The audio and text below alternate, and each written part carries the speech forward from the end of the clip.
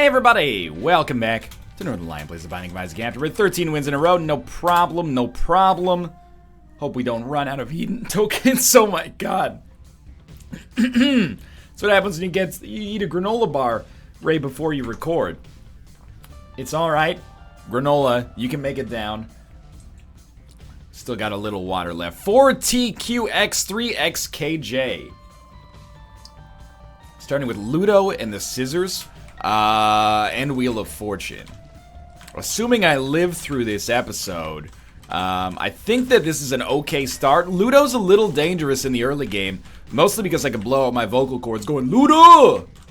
Southern style, we wildin'. I forget the rest of the lyrics to his magnum opus, which of course is Ciara's magnum opus herself. Oh, but anyway. It's a little dangerous. Why stand right there? It's like I wanted to stand away from the explosion. I'm like, no, I got this. It turns out I did not have it. The problem is enemies that rush us down are going to be a sincere issue. Even like these little baby flies here. But if we can just start to pop off to the slightest degree, then we've got a great chance to pull this one off, I think. I also wonder if we actually get like any benefit at all. Probably should not leave ourselves trapped down here. I wonder if we get any benefit at all from the scissors and Ludo technique. It doesn't seem like we get a huge benefit, if anything. And honestly, I'm scared.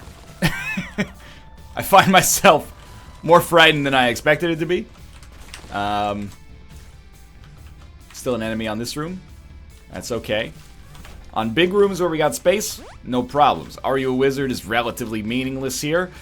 But I'm a little scared, especially, you know, knowing that there could be just a lust room or something like that around us. I think Ludo is awesome if we just have the ability to give ourselves a little bit of space.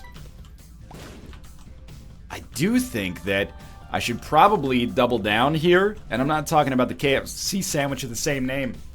God damn it, granola, get out of here. We got exactly 3 cents. One thing we could do is use that to, you know, finance a Sackboy pickup. But instead, I am going to pick up a Spirit Heart. My hope is that that Spirit Heart will give us the ability to get a deal with the devil. Hope I'm not coming down with something. Oh, that's so good. Got granola throat. It's a classic disease in the Bob Ducka pantheon of classic diseases. It's when you eat granola, one piece of granola is like, I ain't going out like that. And it gets stuck in your throat.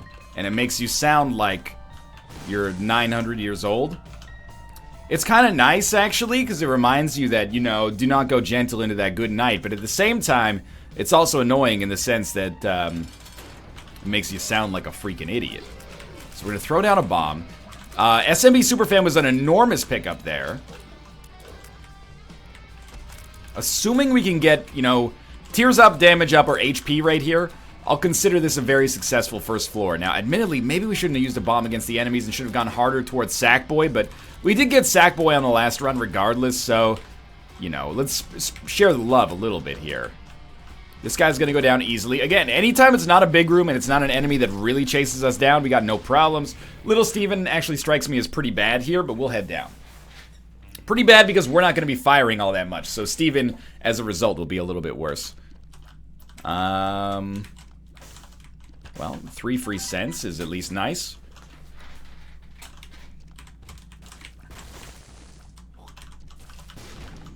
Can't really do anything with that. Is there always no music on the burning basement? Oh, I had hit the M key at some point and turned the music completely off. That's weird. It's amazing how quickly I was struck by how eerie the game can be in that circumstance. Well, again, this is basically just getting 2 free cents. I do like the design of this room, and sometimes it can be really nice for what you get as far as drops go as well. But obviously right here it didn't provide us with too much. A lot of it, that was like a recent Isaac tip I learned, is that you can just hit M to turn off the music quickly. which is very useful for testing. If you're like, you know, you want to see how your recording sounds, but you don't want to like close the game or go to the volume mixer, just press M, and then you can go look at your, you know, OBS file and be like, this looks pretty good, or this looks like shit. And then you know quickly and easily which way you're supposed to be doing things, you know? More of that or less of that. I am taking How to Jump. I still don't, I'm not a believer. You know, if I was a song by the Monkees that was relating my opinion on How to Jump, it wouldn't be I'm a Believer. It would probably be like Last Train to Clarksville. Because it can meet me halfway at the station. But it's certainly not bad. I just don't, some people are like, you should just use How to Jump as if it's a dodge roll in Enter the Gungeon. And I'm like, I don't think it's that good. You know, it's a little cumbersome. In my opinion, at least. But, you know, you may disagree. At least we got, you know, value for money there. Oddly therapeutic to try to keep our Ludo shot in sync with this guy. Oh, that was beautiful. That boss fight, you just do 10 of those to start your morning and you're going to have a good day. So we got the Halo, which is great, and Goathead, which is awesome. So actually, we've drastically improved our run here. SMB Superfan, another all stats upgrade in the form of the Halo, and then unlimited deals with the devil here. I think we should check it. Ooh, Head of the Keeper Ludo. I have no idea. Yeah, okay, it will spawn pennies for us. That's awesome. So probably all shops for the remainder of the game are going to be fine. And, you know, I don't want to be too cocky just yet, but I do think that we've, I don't want to be boo cocky just yet, but it does seem that we just came on the game's face in copious amounts. And we are a Japanese business person. So we gained like 8 cents on this room itself. We desperately need like more shot speed, and more damage out of our Ludo tier wouldn't be the worst thing in the world. I get I'm the man who asks for everything. We already get 2 all stats upgrades. I'm already asking for more stuff, but it's just to enhance Ludo at this point. It's not to glorify myself.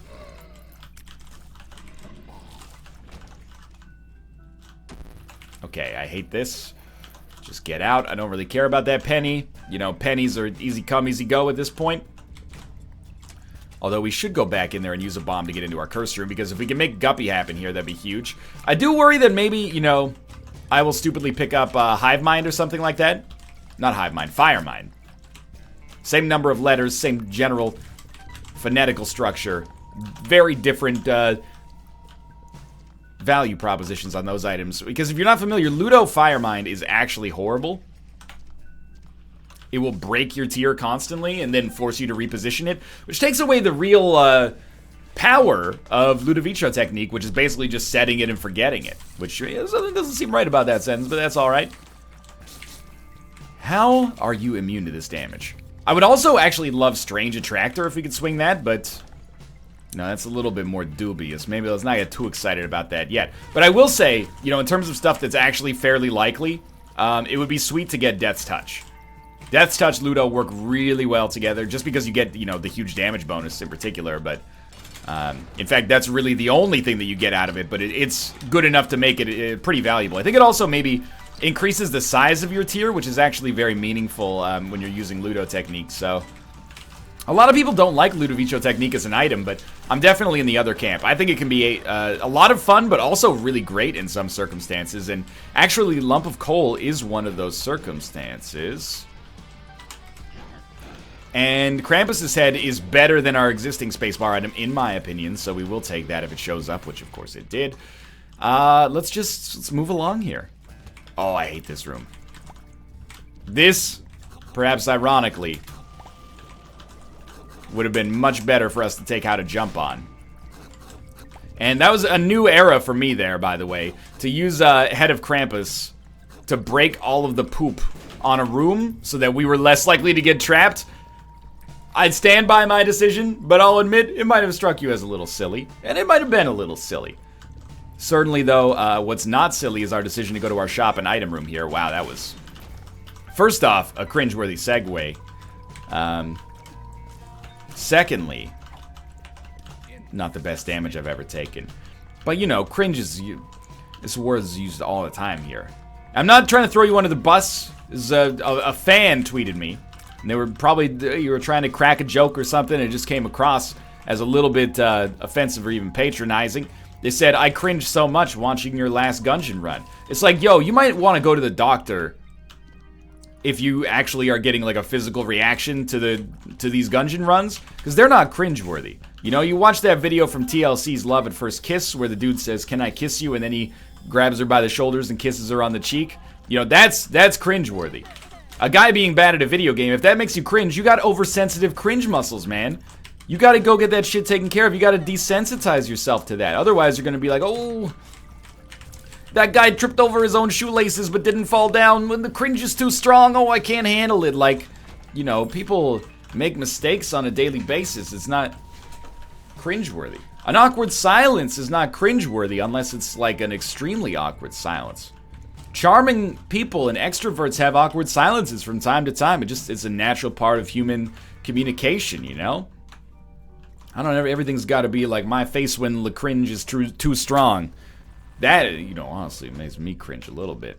But moreover, I worry that, I mean, I like cringe content from time to time. I'm not going to dispute that. I really wish I had a charge for this item here.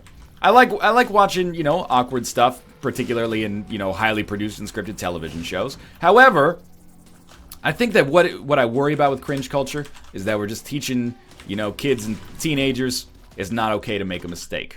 If you're always on the internet laughing at other people for making mistakes, what are you going to think when it comes time to try something new? You're going to be like, I'm not going to try that in public, look like a fool. Some asshole like me is going to laugh at me. And I worry it creates an environment that maybe is, you know, anti-learning. Whatever, Dad, we don't care about learning. All we care about is cringecore now. All right, well, you know, the cringe shall inherit the earth, I believe is what the expression was. And I'm not trying to say, like, you know, it shouldn't be cringy styles of content and stuff like that. I'm just saying, you know, anytime we rake somebody over the coals, oh, like, public shaming is a very powerful motivator. This is not a good deal with the devil. I just worry that we're going a little hard on the cringe stuff. We're like, you know, you pull on a push door, it's cringe. Well, it's not really cringe. It's just a very simple mistake. You know, you order a Diet Coke and the waitress accidentally brings you a Coke Zero. That's not like DAE le cringe. You know, that's just like it's a normal thing. It happens from time to time. Don't have to worry about it too much. But some of it is really bad, I'll admit. Now, did we come down to this floor with enough money to get an arcade? Because, I mean, apart from that, this floor actually seems pretty shitty. So, kind of hopeful we got an arcade or something out of it. Reroll all consumables on the ground. Sure, why not? Doubt we'll get anything too useful out of that, but it's certainly possible. I mean, I am happy that we got Ares. No, I said it as if I didn't know the name of the item, which has been true for a large part of my life, I suppose, but I am happy to have that, because I do think it's important to get a speed upgrade here if we can. Battery charge? Yes, battery charge. Okay, we're at 14 cents. Let's go back to our shop as well. The shop is really like our reason for being here. I would say raison d'etre if I trusted myself to pronounce it properly. We're going to put down a bomb here. We got a really nice equilibrium going here with our donation machine that I'm very much appreciative of. You know, I'm kind of the donation machine. Sometimes, you know, I got to keep my donation hand strong and take a little bit of money where the money is necessary, but we always give it back, and we try to give it back more than we take it away as well. You know, maintain a good equilibrium here. Hopefully there's an arcade. There is an arcade. And we do have Old Bandage, so I'm hopeful that can actually get some red hearts out of this. Every full red heart takes us that much closer to hopefully getting Blood Bag. Yes, okay. Lovely. That's also a speed upgrade, albeit a small one. And we'll head down to the next floor. Car battery's a pretty good pickup with Krampus's head. We can do a lot of damage and a lot of spread out damage with that.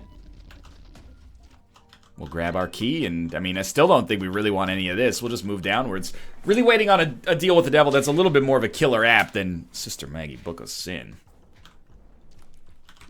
Ludo is also great against these guys. But I have to be honest with you, this run right now is kind of...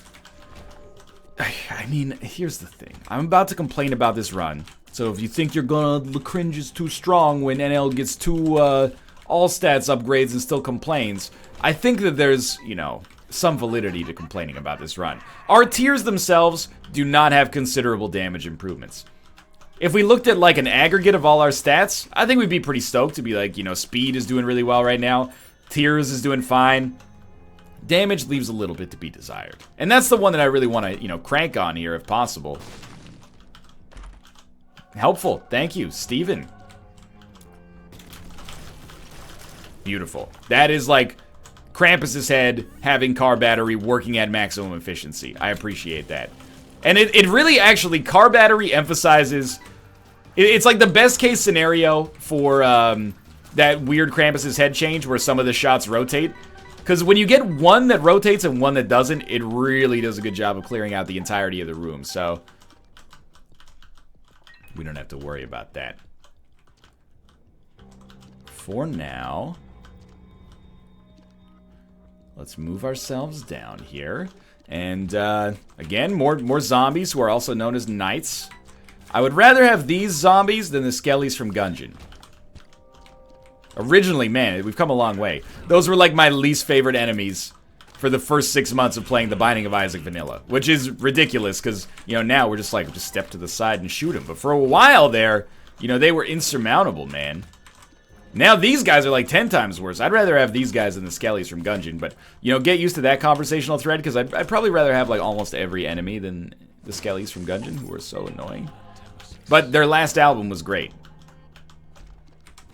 It was called Fuck the Necronomicon, a.k.a. the Fuckonomicon. A.k.a. Let's Fuck It Comic-Con. And it was like, it was just an album of the dude having sexual intercourse, but... You know, much like Metal Machine music, I think that it was elevated above its station. Alright, Brownie is toast here. Never mind, Brownie is not toast. We just revealed the inner Brownie that was inside of us the whole time. Please, God. Yes, alright, a good deal with the devil. Not thrilled with Guppy's paw, but Maw of the Void is exquisite. Not sure how well it's actually going to work out for us here with Ludo. Ludo seems like a kind of a bad synergy for it, but still. Fate's Reward is okay. At least generates some extra pennies for us. We do still have an item room on this floor. I mean, Boss Rush, it could be in the cards for us, but... Oh, proptosis is so good!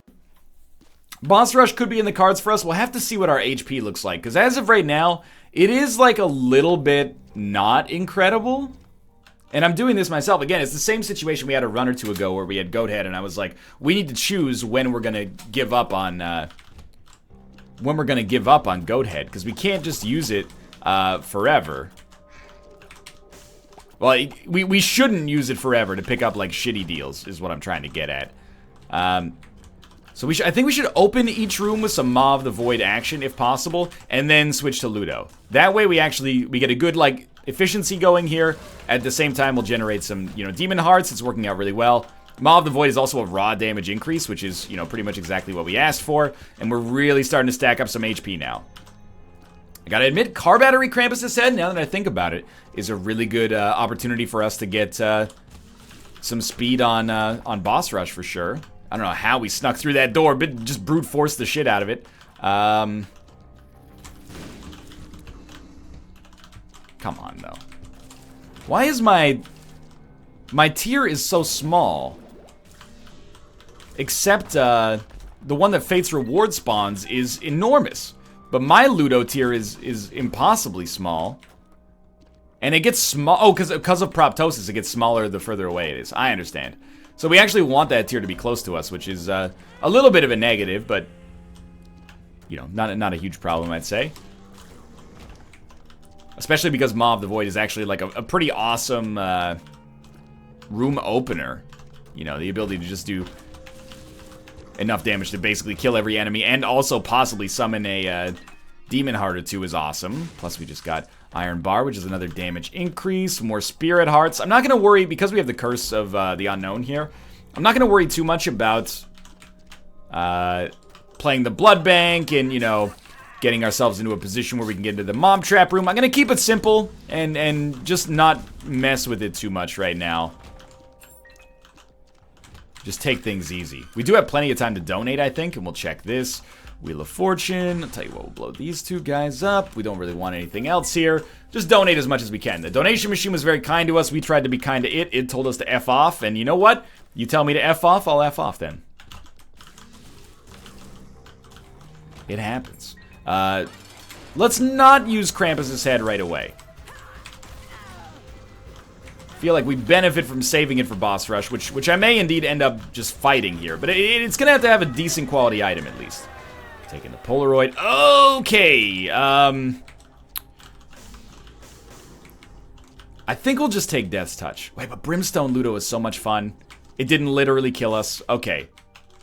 This is probably good. But also a little scary. 10 bombs. Game Kid. Lemon Mishap. Honestly, this actually sucks. So I'm not going to take anything. You might say, like, your run's so good, why would you not take anything? Well, I don't want to, you know, needlessly possibly take damage. I don't think that's, you know, something we should be working towards. But I'm really glad with the decisions we made back there. And the Ludo Brimstone shot is going to be so fucking strong. Now, it does mean that there's basically no reason for me to ever use Maw of the Void except to generate Spirit Hearts or Demon Hearts. It's actually nearly impossible for me to even land a Maw of the Void shot. Like, we have to hit an enemy with Brimstone first, and oftentimes, maybe almost every time, that's just going to kill them. But we'll try it out here. Certainly if we have the HP, I think that this is definitely Hush worthy. And I know I said that last time, and I ended up fudging it up and not going to fight Hush. That was an accident. Instead of eating lunch, I decided to record another Isaac run, and I'm happy with that decision right now. Because this is getting a little ridiculous. I'm competing with myself to get the kill with Maw of the Void. But it's working out. Okay, take this. We do have another syringe, I think. No HP back, but, you know, if it has a subtle effect, then as far as I'm concerned, that's a good effect with experimental treatment. We at least get the 48-hour energy. We at least get a little closer to Spun either way. Didn't really gain a ton of HP on that floor, but I think we learned a lot about ourselves in the 15 seconds that it took, so that's valuable. Now, let's just get Maw of the Void charged up and start moving our way towards the boss fight here. Definitely, like, I don't want to be alarmist here, but we basically cannot afford... Yeah, I think we will take this. We basically cannot afford to take much damage, maybe any damage. I am just going to switch out the Wheel of Fortune for the Devil card. I thought about it and I was like, well, we can take Wheel of Fortune down to the shop. Sure, but we could take the Devil down to the Hush fight. You know, Devil went down to Hush fight. He was looking for a soul to steal. It was in a bind because he was way behind, and he was but we're not actually like in a bind because we're way behind. We're actually doing like excessively well. I am going to take the Eternal Heart because I think, you know, we don't benefit too much from permanent Polaroid invincibility right now. Certainly, it's less of a key on this run than it is on a lot of other runs, so just be happy with where we're at right now and, you know, stack up as much HP as possible, especially, actually, no, this is Womb 2, so we won't be getting any extra deals with the Devil unless we get a Joker card, but still, though. We have so many different, like, high damage dealing things here. Now, admittedly, I mean, I kind of want to fight the Hush. I do worry about our damage. Like, our HP, I guess I should say. And you might be saying, don't be a little baby. You know, you can always use Maw of the Void to just generate more black cards. But what if we fuck that up a couple times? Then, we've just lost our streak for effectively no reason. But we are at 6 HP now. We're going to be at 7 when we head down to the next floor. See what our deal with the Devil contains for us here.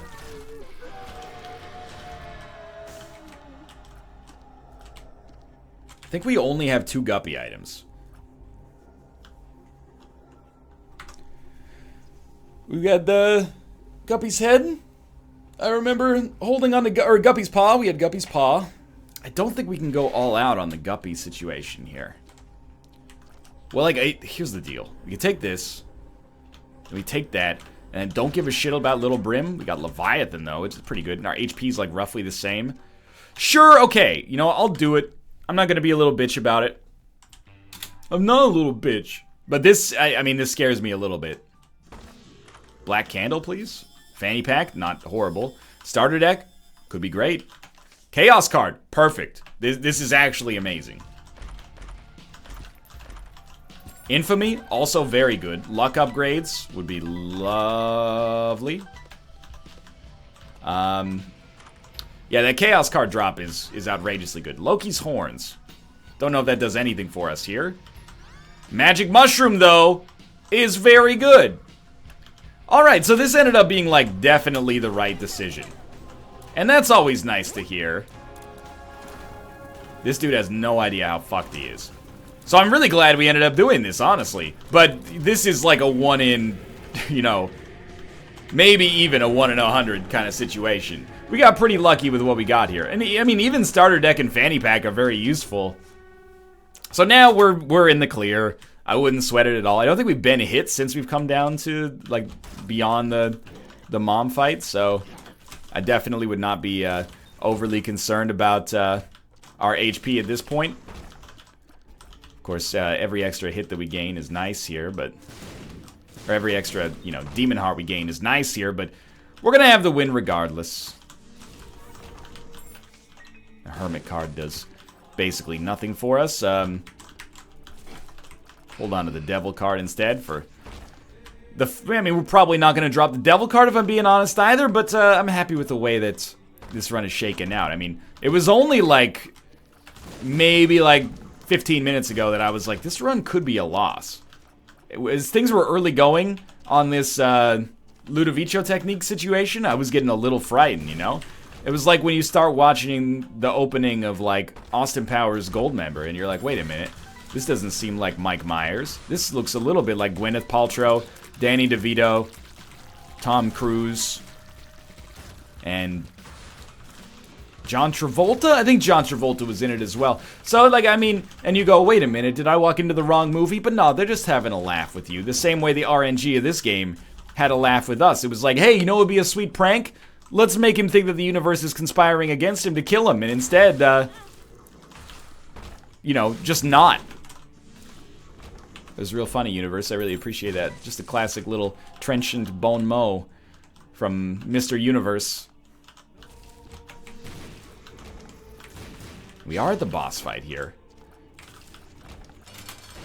I think if we, oh, double spins? That's rude. I think if we got the Emperor card, we could still finish this run in under 25 minutes, which is pretty silly.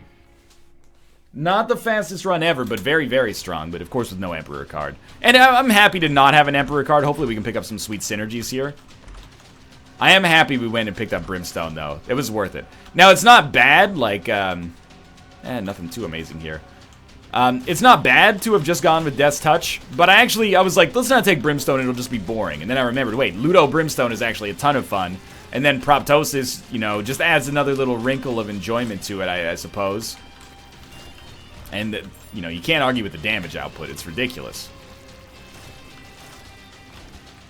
I don't know if we have any evil upgrades, so it might be possible the Black Feather's worth something for us, but, you know, without being too snobby about it, ooh, the guy in the $4,000 suit's gonna hold the elevator for the guy who doesn't make that in 6 months. Come on! No, like, we don't need 0.3 damage. If you want to give us 300 point damage, yes, that's right, I'm demanding 300 points of damage, more than has probably ever existed in a single Isaac run, then we'll start talking. Then I know you're serious about it, but for now, get out of here with this 0.3 damage bullshit. Drop a real item or, you know, leave me the fudge alone. To a Heart's Hanged Man. Not worth very much at all. So instead of a 25-minute run, sadly, I've let you all down. This run's probably going to be 27 minutes long. And I know what you're saying, you know, fraud detected. I thought this guy knew how to play the Binding of Isaac. It's true. It's true. It's an embarrassment that this run has taken as long as it has. He says with the most sarcastic tone he could possibly muster. But hopefully, you'll, you know, give me the chance to impress you on the next episode, where I think I know nothing about the next episode, and this is like a top 1% in terms of strength runs, but I think next episode, I would almost guarantee we're much stronger. I'm predicting an 8-minute win. Oh, Mr. Boom, all-time classic item. Really good at being bad. Okay, let's not throw Mr. Boom under the bus. That item may, save our life at some point. But for now, this one is over. Thank you, Granola, for not causing me to aspirate live on stream here. Or expire live on video. I'd still post it because, you gotta keep buying the groceries. But if you enjoyed the episode, click the like button. It helps out a great deal. And, of course, subscribe if you want to see more in the future. For now, thanks for watching, and I'll see you next time.